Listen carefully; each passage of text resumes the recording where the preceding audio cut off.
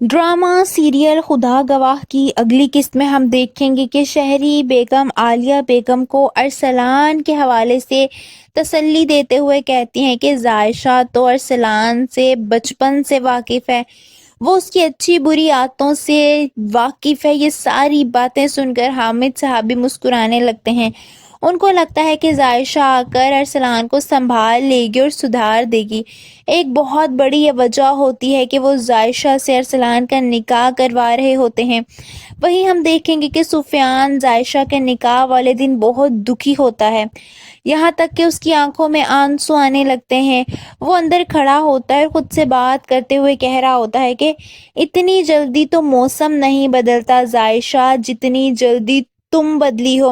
वहीं अरीशा अपने भाई को परेशान देखती है तो वो उसके पास आती है और उसे समझाते हुए तसल्ली देने लगती है। वो उसे कहती है कि जहाँ इस वक्त अरसलान बैठा हुआ है वहाँ आप हो सकते थे, मगर किस्मत इंसान को कहाँ से कहाँ ले जाती है कुछ पता नहीं चलता। ये सुनकर वो और ज़्यादा दुखी हो जाता है। वो बाहर जाता है जहाँ जायशा अरसलान के साथ बैठी होती है।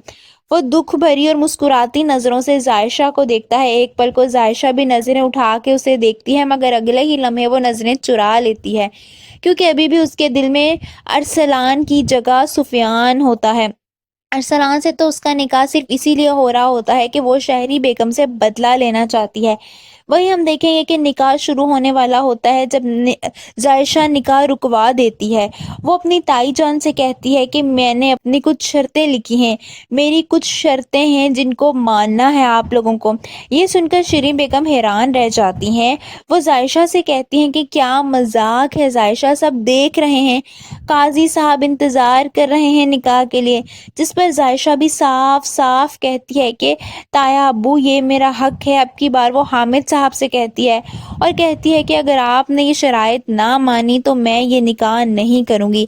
सब लोग हैरान रह जाते हैं। सुफियान भी हैरानी से जायशा की तरफ देखने लगता है। राफी और आलिया बेगम भी हैरान रह जाते हैं। किसी को भी नहीं पता होता कि जायशा ये करेगी। शहरी बेगम को तो रह रहकर गुस्सा आ रहा होता है। आप सबको क्या लगता है कि शहरी बेगम जायशा की सारी शर्तें मान लेगी? कमेंट्स में अपनी राय का इजहार ज़रूर कीजिए।